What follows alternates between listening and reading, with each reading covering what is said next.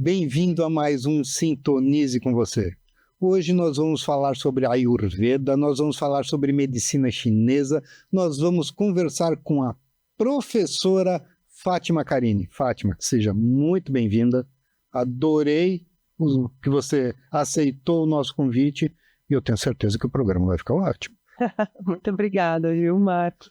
É um prazer estar aqui, né, e a gente poder conversar sobre tantos assuntos, né, relacionados com a saúde e com a vida, né, que o Ayurveda e a medicina chinesa traz para a gente, né? Então, eu estou muito feliz em estar aqui para a gente conversar sobre deixar fluir, né? Exatamente. Deixar fluir e ver no que esse programa vai se transformar, né? Eu tenho certeza que vai ser ótimo. Eu sei que você tem mestrado em nutrição.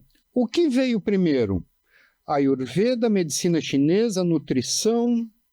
Como que é essa mistura, né? Uhum. É muito legal que tem muitas pessoas que quando perguntam sobre o meu trabalho, eu começo a falar, né, que eu trabalho hoje muito, muito direcionado para a saúde da mulher, principalmente mulher madura por demanda mesmo. São as mulheres, né, acima de 35, 40 anos que mais procuram, né, esse autocuidado. E eu sempre gostei muito da parte da alimentação, de toda a alquimia que a alimentação traz para a nossa vida, bioquímica, né, de uma forma bioquímica, fitoterápica e energética, porque os alimentos também têm energia. Sim. Afeta, né, a energia do nosso corpo, afeta o estado da nossa mente, né? Então, sempre fui muito apaixonada, né, por essa parte da alimentação. E já é uma caminhada de 16 anos de Ayurveda. Então, eu comecei pelo Ayurveda. A minha formação, a minha primeira graduação foi em economia, fui bancária por 7 anos. E quando eu estava terminando a formação em economia, eu conheci o Ayurveda. Na verdade, eu já tinha tido um breve contato com a Ayurveda antes, né? Então, eu comecei muito cedo. Comecei a estudar Ayurveda com 25, 26 anos. E quando eu estava terminando a graduação de economia, não estava fazendo muito sentido mais trabalhar com o mercado financeiro, né? Trabalhava com grandes empresas já naquela época. E eu queria algo direcionado mais para a área da saúde, mas não me via dentro de alguma caixa, né? Medicina, olhando para o corpo compartimentado, ou a forma como a nutrição olhava para a nossa alimentação naquela época, né? Fisioterapia, psicologia, nada disso fazia sentido para mim. E aí, quando eu ouvi falar sobre o Ayurveda, parece que aconteceu um download, assim, sabe? Nossa, isso é incrível. De olhar para o ser humano como um todo, né? E olhar para ti assim, nossa, mas uma pessoa, ela dizer para mim que está ansiosa, e aí eu começar a investigar outras coisas que podem estar por trás dessa ansiedade, não só uma preocupação, mas o sono, um café, a alimentação, enfim. Então, eu mergulhei de cabeça no Ayurveda, então foram muitos anos de Ayurveda, tanto que eu segui o conselho da minha grande mestra, que a vontade era pegar e abraçar tudo, estudar tudo ao mesmo tempo. Quem me conhece sabe que eu estou sempre estudando, que eu nunca paro. E aí ela dizia assim, Fátima, foca no Ayurveda. Pega e te especializa no Ayurveda e constrói bem a tua base no Ayurveda, respira Ayurveda. E quando isso estiver bem consolidado no teu conhecimento, aí tu vai olhar para outras coisas. Porque eu já queria medicina chinesa, psicologia transpessoal e assim via. Bom, dentro do mundo das terapias a gente vai transitando, né, Marco? Tu sabe muito bem Sim. como é isso, né?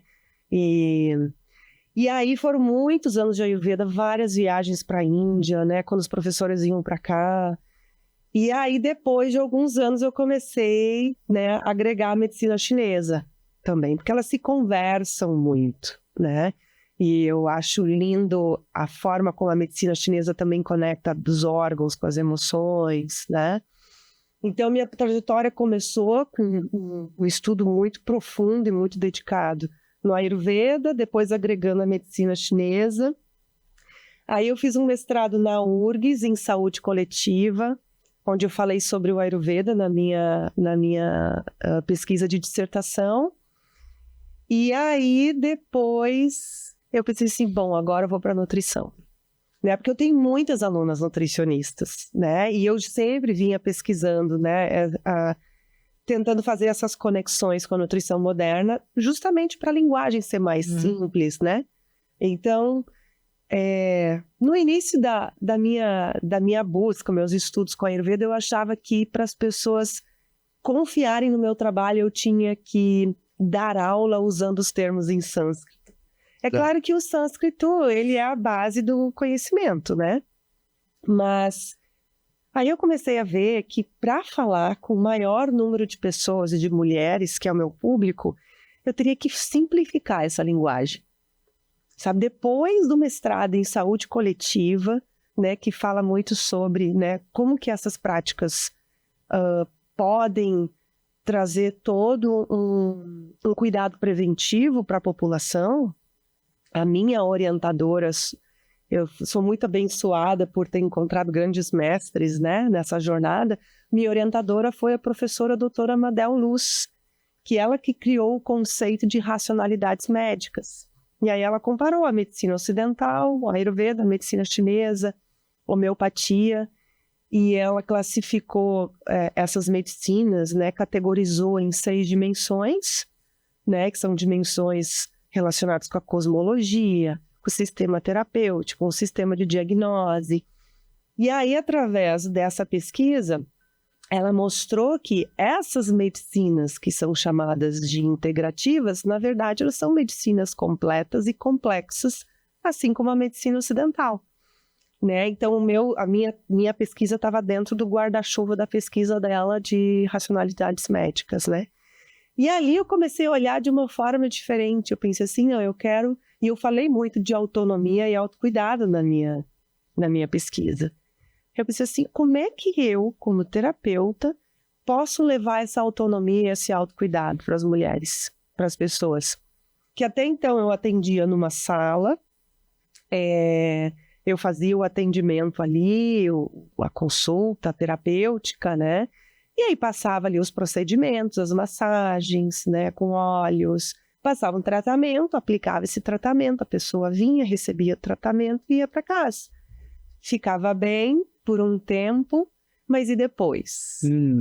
Então, desde o início que eu comecei a trabalhar com a Ayurveda, eu sempre queria ensinar. Eu queria que as pessoas andassem sozinhas, que elas soubessem esse cuidado.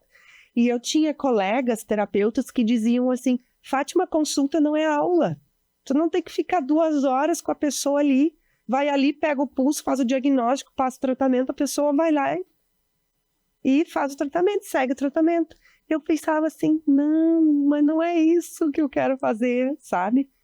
Não é isso que vai permitir com que essa mulher, essa pessoa, esse homem caminhe sozinho depois, né?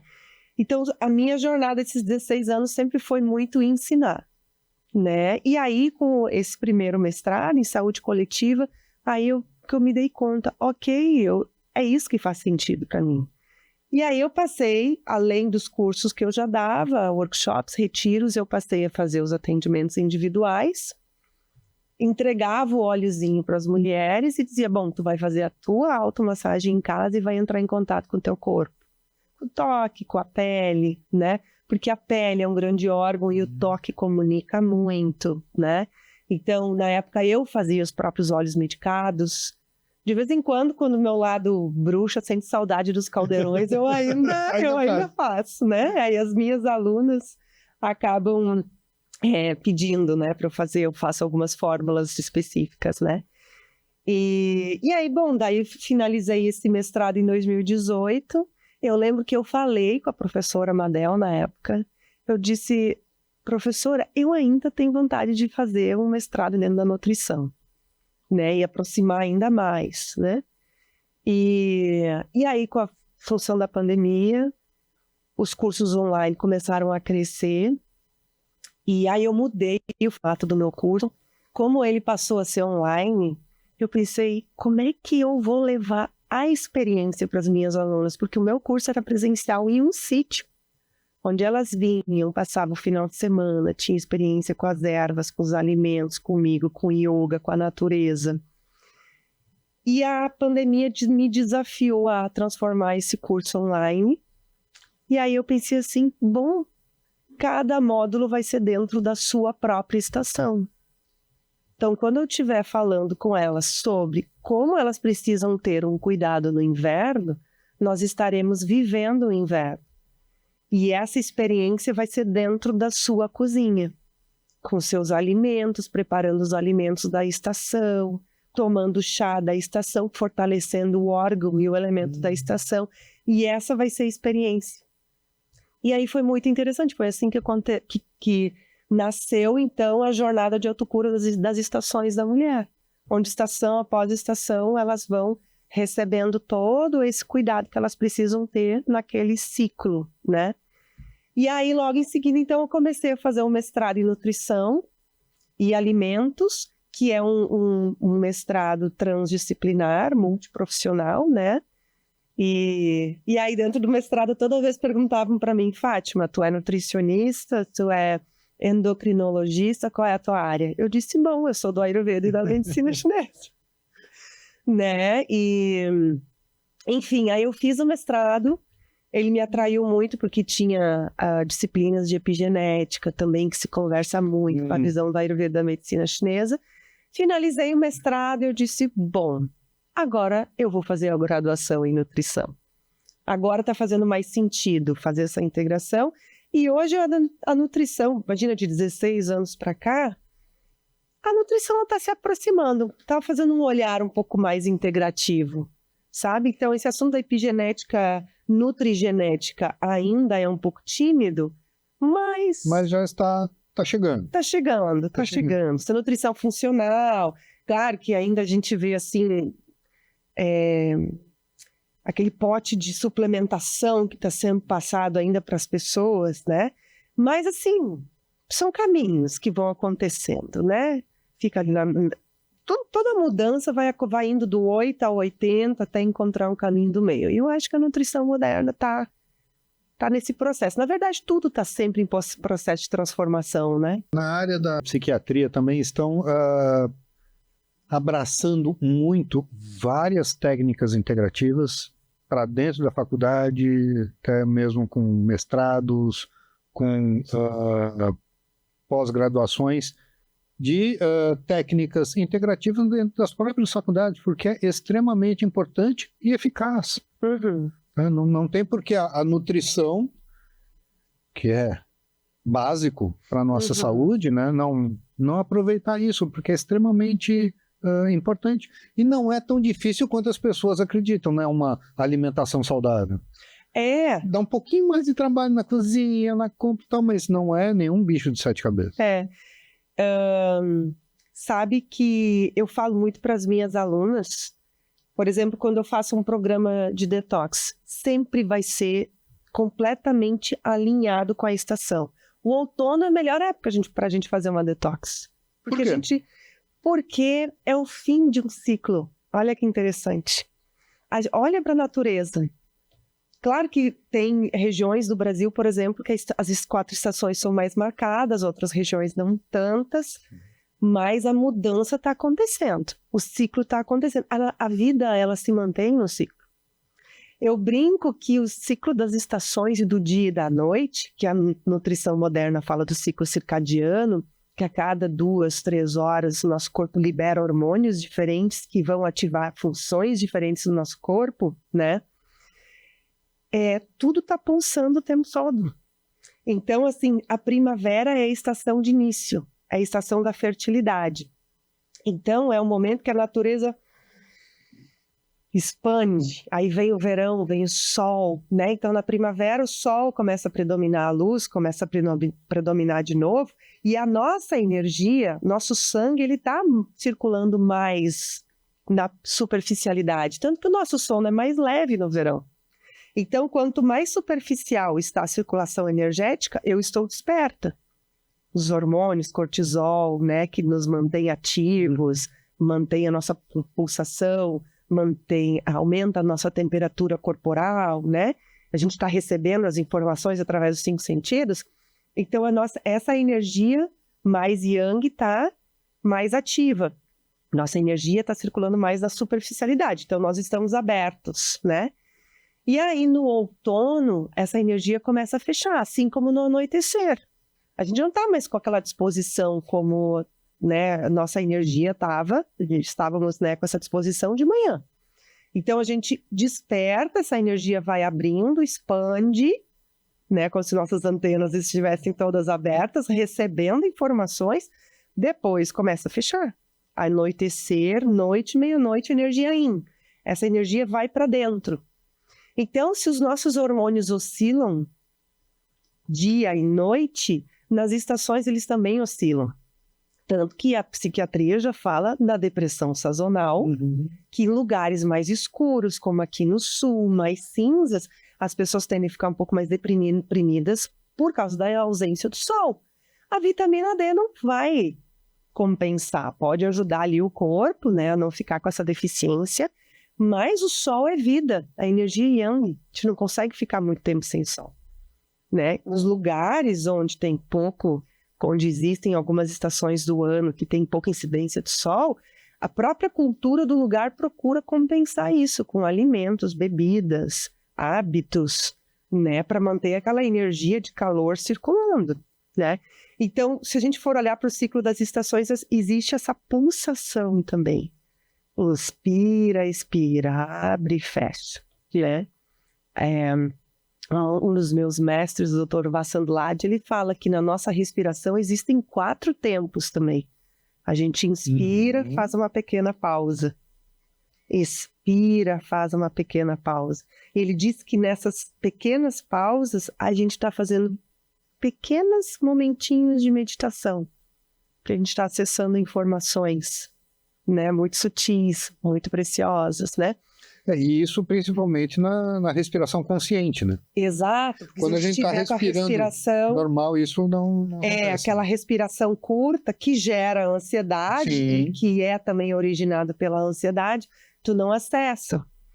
E também, o próprio Yoga e Ayurveda falam que o amanhecer é o tempo de Deus e o anoitecer também é um momento de transição que há um silêncio diferente ali, que tu vai entrar em contato com a criatividade. Por exemplo, se uma pessoa precisa criar algo novo, se inspirar para escrever um texto, para criar alguma coisa, né? Para quem lida muito com a arte, ou para gente que estuda muito, esses minutos antes do nascer do sol são os momentos mais especiais que a gente dormiu, descansou o nosso sistema nervoso e a gente está ali com nossa mente mais vazia para buscar essa inspiração.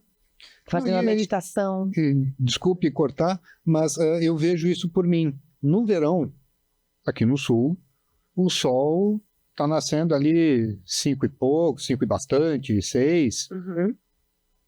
Eu acordo muitas vezes nesse horário, tendo insights e com uma disposição muito maior do que às vezes no inverno, que o sol está nascendo depois das 7 e a mente está mais lenta.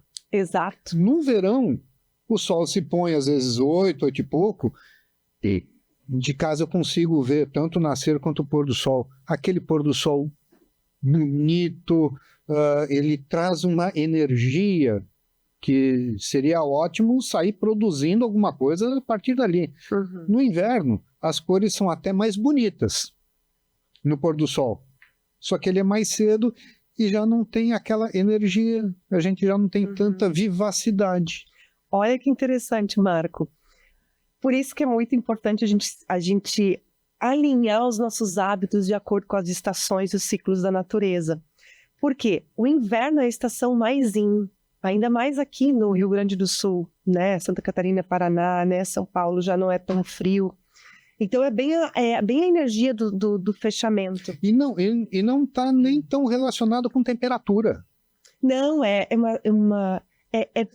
mais lenta a energia mesmo. É a sazonalidade mesmo. É a sazonalidade mesmo. Claro que o frio faz a nossa energia entrar, né? E olha o que interessante que o Ayurveda medicina. Mas um bom agasalho de chocolatinho quente supre isso, ou não? Não necessário, tu vai querer ficar ali no teu ninho. A gente quase vira urso. Aquilo é bom para trazer um aconchego, não essa energia, por assim dizer. Exato. Porque o que acontece? o sol ele vai estimular a nossa circulação, né? No verão a gente dorme menos, por isso que quem não fez um repouso, um descanso, quem não regulou o seu sono no inverno, e tem muitas mulheres que se queixam, vão se sentir num arrasto no verão. Ai, tá quente, eu fico com preguiça, eu não durmo direito, eu não consigo pensar direito. A qualidade do sono no verão é pior do que no inverno. Está relacionado com o inverno. Porque a medicina chinesa fala que cada órgão está mais forte e precisa ser nutrido na sua estação. Claro que a gente vai cuidar, os rins, por exemplo, são os órgãos mais importantes considerados na medicina chinesa.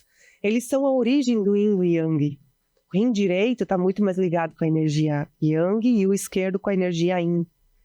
E os sintomas da menopausa da mulher, por exemplo, estão muito relacionados com a fraqueza dos rins. E aí, o que acontece? No inverno, a própria estação nos convida a isso, porque a gente tem uma vida, a rotina é igual o ano inteiro.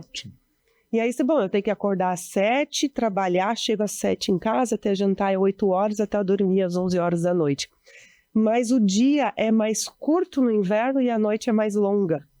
O que a natureza está nos dizendo? A gente precisa dormir mais no inverno. E a gente sente isso, mas a gente tem que lutar contra essa energia, porque a gente tem que continuar trabalhando, né? Então, eu falei ali do amanhecer e do anoitecer, a mesma coisa acontece nas estações. O outono é o momento que a energia começa a ir para dentro, também é um ciclo de transição. Então, o que a natureza está fazendo? As folhas estão caindo. As folhas caem e a seiva da árvore vai para dentro e ela se preserva ali, não só para se proteger do frio do inverno, mas ela está se renovando. E no inverno acontece a mesma coisa com a gente. O ideal seria, faz uma limpeza no outono, depura toxinas que a gente acumula no verão, porque o calor faz com que a nossa digestão fique mais fraca. Se a gente se cuidou, não. Né? Eu não chego cheio de toxinas no outono. Mas muitas vezes as pessoas chegam cheias de toxinas, de alergias respiratórias, alergias de pele, queda de cabelo, insônia no outono, porque já está acumulando um desgaste de estações anteriores. E aí o nosso corpo ele vai fazer essa limpeza interna, se a gente ajudar ele a fazer isso. As árvores estão soltando as suas folhas, chega o frio, a energia vai para dentro, né? Então, essa energia, ela vai nutrir profundamente os nossos órgãos internos. Então, a estação que o nosso corpo mais tem capacidade de se regenerar é o inverno. Olha que incrível, a gente fala muito no ciclo circadiano, quanto que aquelas horas antes da meia-noite são essenciais para a regeneração e reparação celular, sistema nervoso, fígado, sangue. A nutrição do sangue acontece de noite, enquanto estivermos dormindo. Tanto que mulheres que têm deficiência de sangue, secura, inflamações, dor articular, queda de cabelo, deficiência de ferro, ferritina, B12, que é cada vez mais comum, precisam dormir cedo. Mulher que dorme tarde vai ter deficiências de sangue. E no inverno é a mesma coisa, então. Por isso que a medicina chinesa recomenda que a gente consuma alimentos escuros no inverno, que é a cor do rim, que é a cor das profundezas das águas, porque o rim é o órgão do elemento água e o inverno é o órgão do elemento água. Então, o escuro é a energia yin, e essa sensação de lentidão é pela predominância da energia yin, do escuro, do frio e do elemento água. Vamos aproveitar exemplos de alimentos. Nossa, tem tantos tão bons. Por exemplo, frutas vermelhas, aí no inverno, geralmente na primavera, que a gente tem mais disponibilidade das frutas vermelhas. São ótimas na primavera também para nutrir sangue do fígado. O fígado é o órgão da primavera, né? Mas, assim, gergelim negro, ele é clássico na medicina chinesa, para a gente usar na alimentação, botar no feijão preto. Feijão é preto, né? Olha só que legal. Tem diferença feijão preto, feijão vermelho? Tem. Quanto mais escuro, melhor.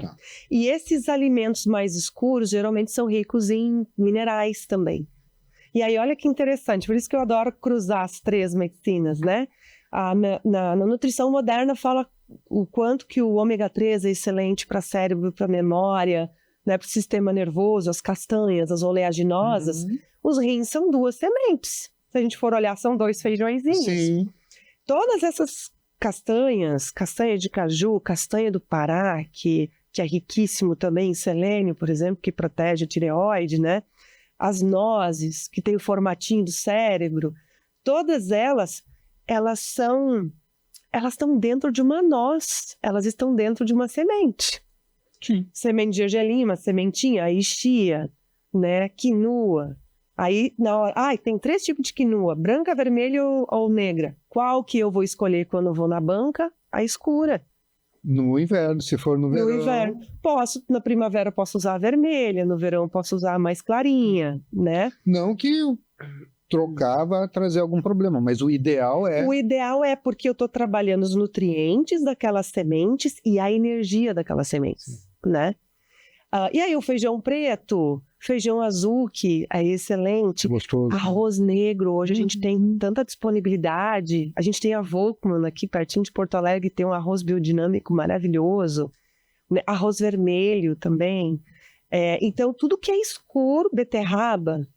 Né? E olha só que interessante, raízes também são excelentes para nutrir os rins. Né? Então, elas vão trazer ancoramento. E o que pela medicina chinesa, por exemplo, a Ayurveda fala muito dos elementos e dos doshas também, né? O Ayurveda também fala que é o elemento água que predomina no inverno, né? Que é o momento de nutrir, de desacelerar, né? Para quem está com insônia, a melhor época para melhorar o sono é no inverno. No inverno. Porque o próprio inverno já vai baixar um pouco aquela agitação toda interna. Né? Aí a pessoa fica assistindo televisão até 1h da manhã. Aí não dá. Tela branca, aí tu vai estimular todo o teu sistema nervoso. Ou fica ali no celular esperando o sono aparecer. Não vai aparecer. E...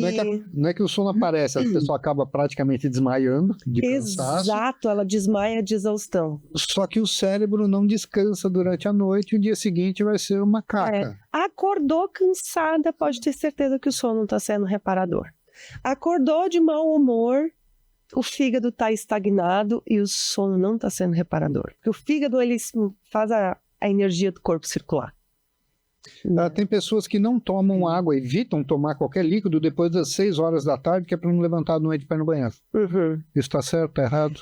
Olha, eu já vi muitos profissionais indicando isso, mas a gente tem que ter um certo cuidado, porque principalmente depois dos 40 anos, o nosso corpo diminui a produção de líquidos, quase que pela metade, principalmente para as mulheres, né? Para os homens isso é um pouquinho mais tardio, mas a partir dos 35, 40 anos, né, a pele começa a ficar mais ressecada. Pré-menopausa, né? Pré-menopausa, né, menopausa. Então, assim, o ideal é tomar água de forma espaçada ao longo do dia para não sentir essa secura na boca durante a noite, né? Eu acho que tomar um chazinho, principalmente para melhorar o sono, lá pelas 20 horas, ainda é ok, dependendo do horário que vai dormir. O ideal seria deitar às 10 para as 11 horas já estar engatando num sono profundo. Porque muitas vezes as pessoas calculam o tempo que dormiu entre a hora que vai para a cama e a hora que levanta. O que é diferente, né? Eu vou para a cama, eu sei que eu demoro ali meia hora, 40 minutos para estar dormindo, porque não é que a gente não está mais percebendo nada, é que a gente já está dormindo. Sim, claro. E quando a gente tem o sono abre leve, os olhos, né? A gente já está desperto há algum tempo. E olha a questão de urinar à noite, né? Se eu ficar das 18 horas sem tomar água até o outro dia, se eu acordar no outro dia 6, 7 horas, eu fiquei 13 horas sem beber água. Isso pode causar dano no sistema nervoso também, né? O que a gente tem que regular? Os rins. Se eu estou acordando com muita frequência de noite para urinar, eu estou com deficiência da energia dos rins. Eu tenho que tonificar os rins. O chá de gergelim negro é um deles, né? Eu preciso urinar durante o dia. Se eu não estou urinando adequadamente durante o dia e estou urinando à noite, existe uma descompensação ali, né? Até hormonal. Os rins são órgãos bem importantes para a regulação de muitos hormônios, inclusive os sexuais, né? Então, assim, não adianta eu só evitar. Por exemplo, eu tô com os rins fragilizados, aí eu vou ficar 13 horas sem tomar água. vou ficar com o estômago cada vez mais seco. Isso vai gerando ali um estresse no meu estômago, que tem uma ligação direta com os rins também, e aí vai afetar o meu sistema nervoso. Posso começar a ficar com cada vez mais falta de memória, que a memória está diretamente ligada com os rins também. Então, os rins, eles são órgãos assim de profunda nutrição, eles são diretamente ligados com a nutrição de ossos, medula, cérebro, sistema nervoso, sistema reprodutor, protegem o coração, né? Então, tanto que existe uma troca sanguínea direta entre coração e rins, né? Então, se a pessoa lembrar de tomar água, ela vai lembrar de muito mais coisas. Vai lembrar de muito mais coisas, Mas, assim, outra coisa que é extremamente importante. A primeira coisa que a gente tem que acordar de manhã, o Ayurveda diz, raspa a língua, tirar as toxinas que foram liberadas, né, do estômago ao longo da noite e tomar 2 copos de água. Eu indico para tomar 2, de água quentinha. Se puder botar umas gotinhas de limão, uma lasquinha de gengibre, um pouquinho de erva doce, aí eu indico de acordo com a estação, né, para despertar a digestão com gentileza. Eu não indico sair tomando shot em jejum, depois de ficar 12 horas, né, sem beber nada, e entrar com shot com gengibre, com própolis, com cúrcuma, com limão e pimenta e não sei o quê. Eu já vi pessoas indicando shots bem fortes que você faz à noite e deixa na cabeceira da cama. Nossa! Abre o olho, toma aquilo e depois... Isso queima o estômago. Eu já tive alunas, dentro da minha mentoria, eu faço atendimentos individuais ainda, que eu só disse para uma aluna assim, fica um mês sem tomar o shot. Estava com uma gastrite, uma azia, assim, há 1 ano, estômago fervendo. Aí ela foi me dizer o que ela estava tomando. Ela estava tomando várias coisas ao longo do dia, suplementos, shots. A comida era um coadjuvante ali na história. Né? Eu só disse, tira tudo isso, começa a tomar água quentinha, come comida de verdade, come mais sopinha, mais caldos. No mês seguinte, ela disse, não tem mais gastrite. Resolveu. Não sei mais. O que a gente pode fazer aí de novo que resolveu o meu problema? Porque é comum nos shots ter muita coisa que é agressivo para as nossas mucosas. Picante, azedo. E aí não vai agredir só o estômago, vai agredir o fígado também.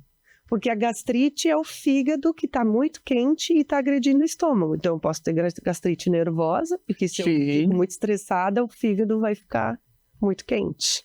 Né? E às vezes não precisa nem ser uma gastrite, uma leve azia. Exato. Muitas vezes está ligada ao sistema emocional, psicológico. O refluxo também.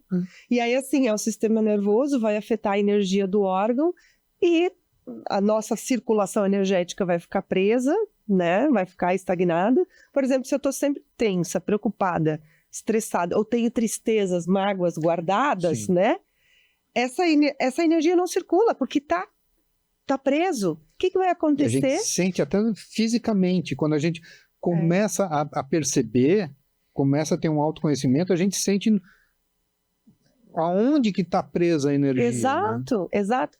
E aí, essa emoção, por exemplo, mesmo a tristeza, que é uma emoção do elemento água, que tem uma energia de água parada, mais fria, mas quando ela fica muito tempo estagnada, vai mexer com a energia dos pulmões e ela se transforma em ansiedade.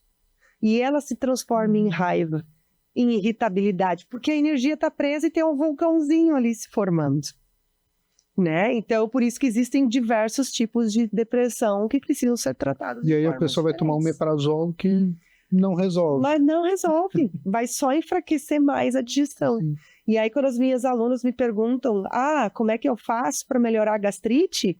Tem que cuidar do fígado, tem que fortalecer os rins, tem que nutrir os líquidos orgânicos, né? Como a gente falou, essa questão do sono, de tomar água, tu vê para onde que a gente vai, né? Não é assim tão simples, sim ou não. Se tá urinando demais durante a noite, tem que fortalecer os rins, tem que tomar água aos pouquinhos ao longo do dia e água morna, porque a água quentinha, ela por si só ela já está limpando os canais, porque os nossos canais vão ficando bloqueados por acúmulo de toxinas por uma má digestão. Ou toxinas emocionais. Se eu estou ruminando um monte de emoções, a minha digestão vai enfraquecer. Porque a digestão acontece no corpo inteiro. Não é só no estômago ou no intestino, né? E o que eu falo muito para as minhas alunas é comer alimentos mais cozidos, mais molhadinhos e mais caldos. para nutrir os nossos líquidos orgânicos, por exemplo, tem secura na boca. Quem geralmente acorda de noite com a boca seca ou acorda de manhã com a boca muito seca, lábios rachados, que mostra desidratação, se a boca está seca, o estômago também está. Os rins estão deficientes, né? O intestino também está seco. Porque não vai ficar um lugar só. A boca está só mostrando como é que está, né, nossos órgãos internos. E aí, isso mostra que o estômago está ressecado, a gente vai nutrir esses líquidos na sopa, no caldo, no caldinho de legumes. Não é só a água que vai hidratar o nosso corpo. E esses líquidos dos caldos estão carregando todos os nutrientes dos alimentos. Que às vezes as pessoas dizem assim, mas se eu ficar cozinhando demais os legumes, não vai perder os nutrientes? Não, tá tudo ali no caldo. O Ayurveda trabalha muito com caldo. Medicina chinesa também. A gente vai para a Ásia e se pergunta por que as pessoas são tão longevas. E na Ásia as mulheres asiáticas são as mulheres que menos têm sintomas de menopausa. A quantidade de sintomas são menores e a intensidade é menor. Porque eles têm muitos mais alimentos em formas de caldos, consomem muito mais oleaginosas, feijões de fácil digestão, grãos, legumes, né? Diferentes tipos de arroz, eles consomem muito arroz. Aqui a gente cria um pânico do arroz. A gente tem que ter medo de comer esses alimentos de pacotes, alimentos industrializados, pão industrializado. Às vezes a pessoa está comendo ali uma torradinha de pão industrializado, que integral só tem no pacote, e tem medo de comer um arroz de qualidade. O arroz é um alimento extremamente nutritivo, sabe? Que vai nutrir os nossos líquidos orgânicos, vai nutrir o nosso qi, a nossa energia vital, fortalece o estômago, o baço, que são órgãos muito importantes para transformar os alimentos em sangue, em energia. E mesmo o arroz branco? O ideal é o arroz integral. Quando eu falo assim, o arroz branco é mais fácil de cozinhar, às vezes o dia a dia é mais prático. Aí eu digo para usar o biodinâmico. A Volco mantém um branco biodinâmico que é maravilhoso. Que daí não é aquele arroz polido que não tem mais nada de nutrientes, né? O arroz deles realmente tem nutrientes. O cateto integral é maravilhoso, não demora muito para cozinhar. Só deixar de molho um dia para o outro, no outro dia. Eu gosto muito de colocar na sopa. Vou fazer ali A gente tem aqui o nosso carreteiro, né? Sim. O Ayurveda tem uma preparação que ele chama de khichdi, que vai um tipo de arroz, vai um tipo de leguminosa, lentilha, grão de bico ou feijão moyashi, né? Que hoje a gente já conhece um pouquinho mais. Vai vários tipos de legumes e as especiarias. Vai daí ali uma gordura. Para o Ayurveda é muito importante a gente consumir uma gordura boa. Nosso sistema nervoso precisa. Tem alimentos que os seus nutrientes vão ser realmente absorvidos se forem cozidos em gordura. Né? Por isso que o Ayurveda usa muita manteiga ghee, ou quem não quiser ou não puder usar, pode usar um bom azeite de oliva. O óleo de coco, ele combina mais com estações mais quentes, né? A gente precisa de gordura para absorver certos nutrientes, senão a gente não absorve. E nosso corpo vai ficando seco por dentro. Tem gente que acha, às vezes, que parar de comer gordura tá tendo uma alimentação saudável. Sim. Né? Então, esse kit eu brinco, é como se fosse um carreteiro, né? Quem come carne quiser colocar ali uns pedacinhos junto. E o moyashi não é um tipo só. específico de feijão, é o broto de feijão, né? Não, ele é o feijãozinho verde. Ele é... Na culinária japonesa usa muito o broto. E aí o broto, ele tem uma potência mais fria. Mas é o broto desse feijão específico. Isso, é o broto desse feijão, O feijão moyashi, até ali a estação do outono a gente pode usar ainda. No inverno a gente pode usar outros, por exemplo, feijão azuki, né, grão de bico, porque o feijão moyashi ele é levemente refrescante. Porque no Ayurveda, na medicina chinesa, tem essa classificação também, da energia do alimento. A gente classifica em temperatura para entender como que ele vai agir no nosso corpo. O Ayurveda sempre fala muito assim, é quente ou é frio? A pimenta é quente, o pepino é frio, né? Então o pepino esfria o corpo. É melhor não comer o pepino no inverno. A pimenta, ela é quente. Se eu quero estimular um pouquinho mais a digestão, eu quero aquecer mais o meu corpo. Daí a gente usa gengibre, canela, cravo para aquecer nesse frio, né? Ajuda a tirar a umidade do corpo. E a medicina chinesa eu acho muito interessante que ela tem mais classificações, né? Então, tem o frio, tem o fresco, tem o neutro, tem o morno e tem o quente. Né? E aí os alimentos são classificados nessas temperaturas. Eu sei se esse alimento vai aquecer ou esfriar o meu corpo. Então, se eu estou com a digestão fraca, quer dizer que meu estômago está frio. Sabe aquela sensação? Vou tomar um copo de leite gelado. Não cai que nem uma pedra no estômago? Né? Pesado. Ou uma gordura mais pesada, né? Então, aquilo foi frio. O Ayurveda, a medicina chinesa, olham para a nossa digestão como se fosse uma fogueira. Se eu derramar óleo em cima do fogo, ele vai apagar. Um pouquinho de óleo acende o fogo, não é? A mesma coisa acontece com a nossa digestão. Se eu botar um pouquinho de gordura na comida, ou a manteiga ghee, vai ajudar a estimular a minha digestão. Agora, se eu comer uma fritura, né, ou um alimento que está rico em gordura, vai pesar. E aí, o que a gente busca? Vou buscar um chá digestivo, mastiga um pedacinho de gengibre. Já deixo uma dica aqui. Comeu alguma coisa, pesou no estômago, mastiga uma lasquinha de gengibre. Ele vai ajudar no processo digestivo aí. Não precisa tomar um comprimidinho. E o gengibre é fácil de carregar até na bolsa, né? E pode ser esses de pó. O ideal é o fresco. O gengibrezinho fresco, né? Mas eu carrego sempre 2 potinhos na bolsa. Geralmente estou distribuindo para as pessoas. Na digestão não tá boa. Eu tenho a solução aí. Se a gente carregar o gengibrezinho junto com a gente na bolsa, a gente já vai resolver alguns perrengues na rua, né? Se precisar, assim. Então, a gente vai fazendo todo o processo terapêutico assim. Se é quente, se é frio. Se eu estou com o corpo muito quente, eu vou trazer coisas mais frias ou mais neutras, mais mornas, né? Então, tem, por exemplo, frutos do mar. O camarão, ele é considerado mais quente. Tem as algas, são mais frias. Então, eu não posso sair comendo alga de qualquer forma, tomando cápsulas de algas, se eu não sei se o meu corpo ele vai tolerar essa característica tão fria da alga. Né? Ostra, por exemplo, é fria, muito fria, né? Então ela pode ser muito pesada para digestão. Eu consumo a ostra com muito respeito, né? Então, assim, são esses cuidados. E quando a gente aprende a fazer isso, essa terapêutica está junto com a gente o tempo todo. Eu tenho um professor maravilhoso, que foi meu primeiro professor que eu tive na Índia, que ele ensinou o beabá para a gente, com uma linguagem muito simples. E ele dizia que quando a gente entende esses princípios do Ayurveda, né, e eu integro com as da medicina chinesa, a gente vai saber cuidar da nossa saúde em qualquer lugar do mundo. Eu estou num lugar que é mais quente, que é mais seco, e isso está gerando secura no meu corpo, meu nariz está ressecado, eu vou buscar a característica contrária. O que tem aqui que pode aliviar a minha secura e pode aliviar esse calor?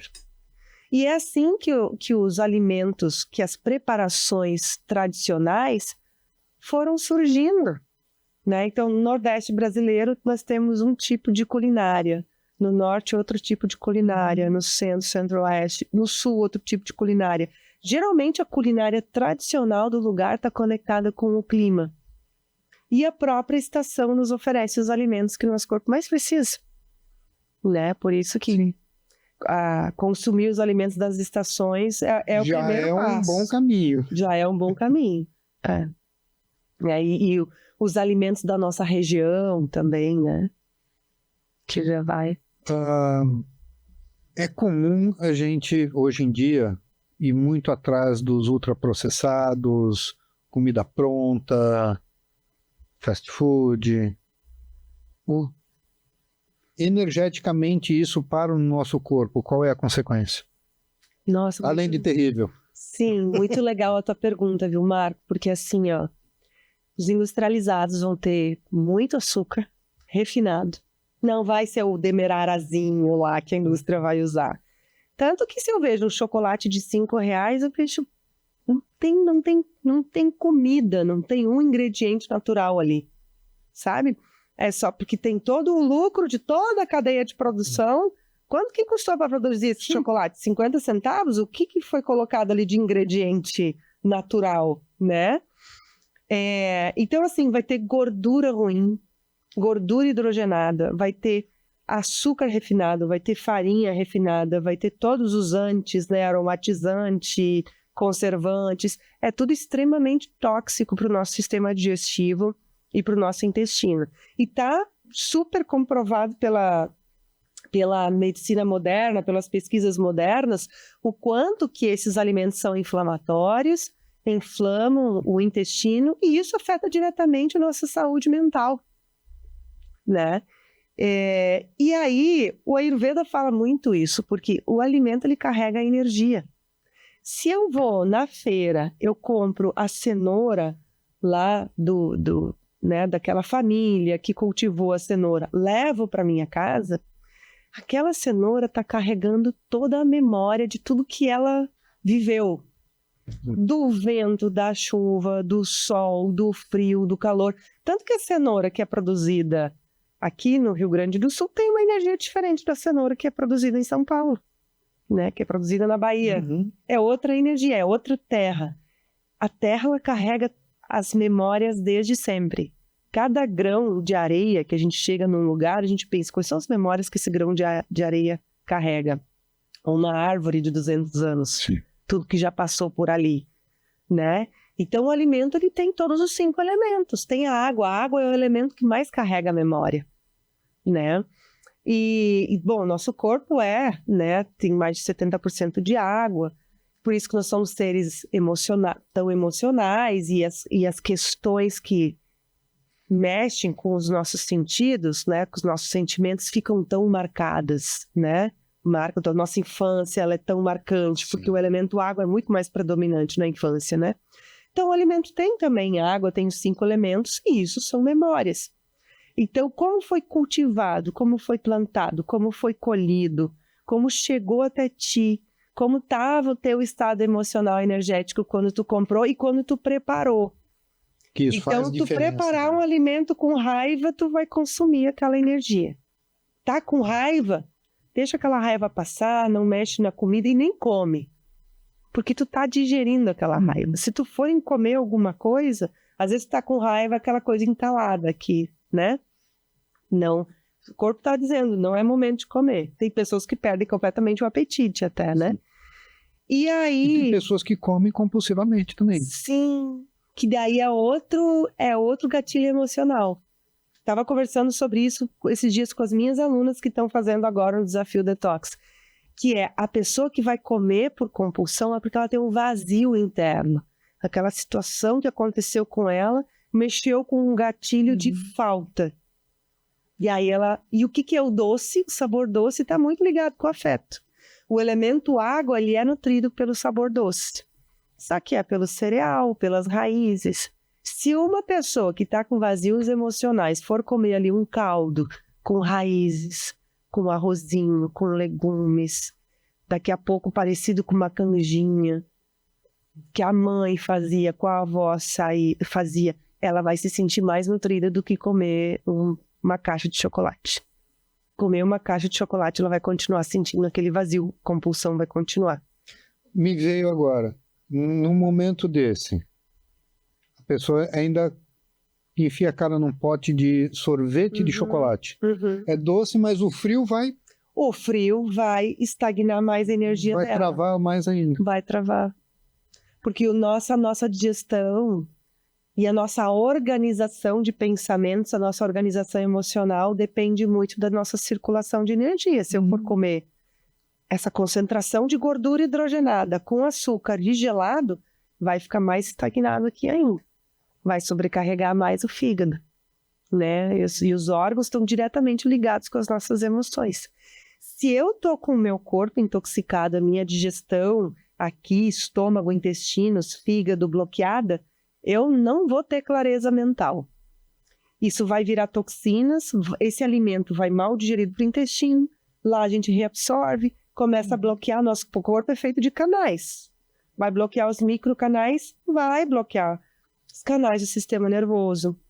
Vai bloquear a comunicação entre as células. O problema autoimune começa assim.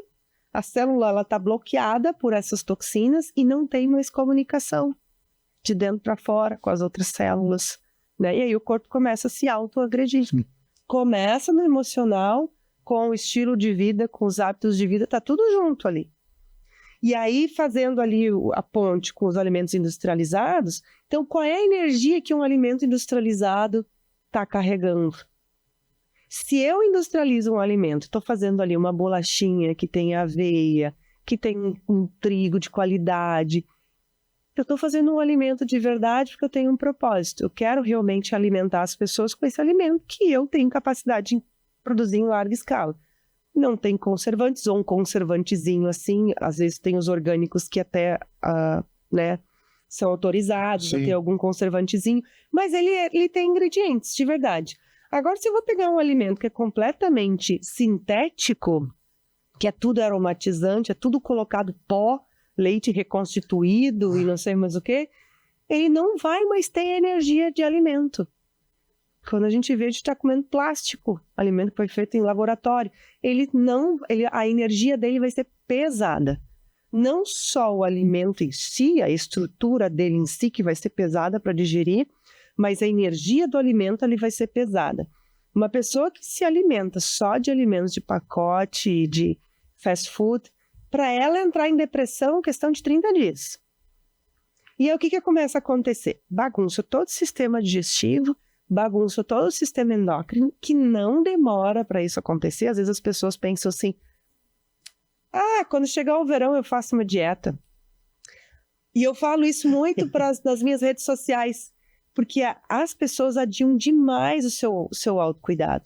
Ano que vem, quando eu me formar, quando meu filho sair da faculdade, quando eu me aposentar, até lá eu posso estar desenvolvendo um câncer já, né? Porque a gente tende a ter a liberar dopamina e ter uma sensação de satisfação. Ano que vem eu começo. E tive aquela sensação de satisfação e aí esquece. Daí tu fica no ciclo da procrastinação, né? Então, isso é muito perigoso, porque eu continuo naqueles mesmos hábitos, vai criando cada vez mais um ciclo vicioso e eu não consigo sair. Depois daquilo, a pessoa fica no auto-julgamento, eu não consigo, eu sou indisciplinada. E aí, assim, quanto mais eu ficar dentro desse ciclo de alimentos industrializados, mais o meu sono, meu ciclo circadiano vai virando, eu não durmo direito, posso até ir deitar mais cedo, mas eu fico ali rolando a tela, não durmo direito, acordo cansada, e assim o corpo vai se desgastando e vai se intoxicando e inflamando cada vez mais. Não é de um dia para a noite que aparece uma pedra na vesícula, por exemplo. Demora. Que eu vejo, às vezes, as pessoas dizem assim, surgiu uma pedra na vesícula. Não, ela já estava 10 anos ali. Você está cultivando ela faz tempo. A arteriosclerose está mais que comprovada que ela pode começar lá nos 20 anos. Sim. E a pessoa só manifestar ou isso aparecer nos exames aos 40, aos 50. Sim. Né? Não, mas eu tenho uma boa e uma má notícia. A má notícia é que adiantaram o relógio ali e o nosso programa está terminando. Mas a boa notícia é que tem tempo para você dar aquele recado que quem está ali nos assistindo está esperando. Deixa eu pensar. São tantas coisas. Bom, eu acho que como a gente estava falando sobre essa questão de adiar o cuidado com a saúde, e tu falou antes, né, dessa questão de que as pessoas têm essa crença de que comer saudável dá trabalho. Uhum. Uma coisa que eu aplico muito na minha vida e que eu falo muito nas minhas redes sociais é adapta o que dá. Sabe? Então, começa a olhar o que está escrito nos pacotes. Se tem nome esquisito que tu não sabe o que é e está cheio de antes, não compra. Graças a Deus, finalmente agora começaram a colocar o selinho preto nos pacotes. Isso ali já está assustando um pouco as pessoas estão deixando de comprar realmente os alimentos, né? Que não é alimento, né, na verdade. Não é alimento, né? Não é algo comestível. Porque não tem nutriente. Não tem, muito menos energia. E as pessoas estão tão cansadas, ansiosas, porque elas estão desvitalizadas, porque o que estão comendo não tem energia. Então come comida de verdade. E assim, o nosso autocuidado ele tem que estar dentro do nosso dia a dia. Nossa vida está acontecendo. Se eu quiser parar a minha vida para eu começar a me cuidar, tem alguma coisa errada. Eu preciso encaixar. Acordei de manhã, tá corrido, não vai dar tempo de tomar um chazinho. Gente, são segundos para raspar a língua enquanto tá se arrumando. Põe uma água para ferver, põe na sua garrafinha térmica de inox e vai tomando sua água quentinha. É importante a gente acordar de manhã e fazer um jejum. Deixa o corpo despertar. Leva depois, come mais tarde uma fruta, faça um galdinho de aveia ou um pãozinho de fermentação natural. A gente tem cada vez mais acesso a isso. No YouTube tem tantas receitas que a gente pode fazer, fáceis de fazer.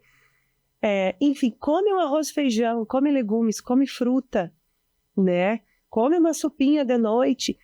E a alimentação está muito relacionada a se organizar também. E outra coisa, se a gente tem coisa de pacote em casa, a gente vai comer. Tira, não compra. A quantidade de crianças obesas que a gente está vendo. Eu não como, mas meu filho não come outra coisa. Tira, não compra. Recheia a casa. Faça a educação alimentar dos seus filhos. Recheia a casa com vários tipos. Eu sempre tenho 4, 5 tipos de frutas em casa, eu moro sozinha. Tá sempre recheado.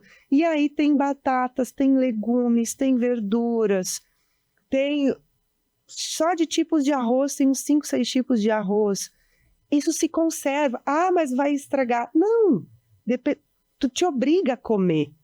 Né? Não guarda na geladeira. Fruta, raízes não se guardam na geladeira. Deixa ali a amostra na fruteira. Você passa, você olha e você vai pegar. Meu Deus, vai estragar, eu tenho que comer. Isso é um tipo de mecanismo, a gente tem que aprender a enganar o cérebro também. Sim. Esse é o meu recadinho, sabe? E fazer o que é possível. Fazer o que é possível. E não adianta querer fazer o melhor dos mundos. O perfeito. Não. Faz o que é possível, começa devagar e vai em frente. Exato. A mudança começa com o que é possível. Muito obrigado. Então tá, muito obrigada, viu? Adorei a nossa conversa. E se quiser depois entrar em outros assuntos, estamos aqui, porque esse assunto vai longe. Com certeza vamos marcar mais alguns. Então tá joia. Pode Te vejo no próximo Sintonize com você. Muito obrigada.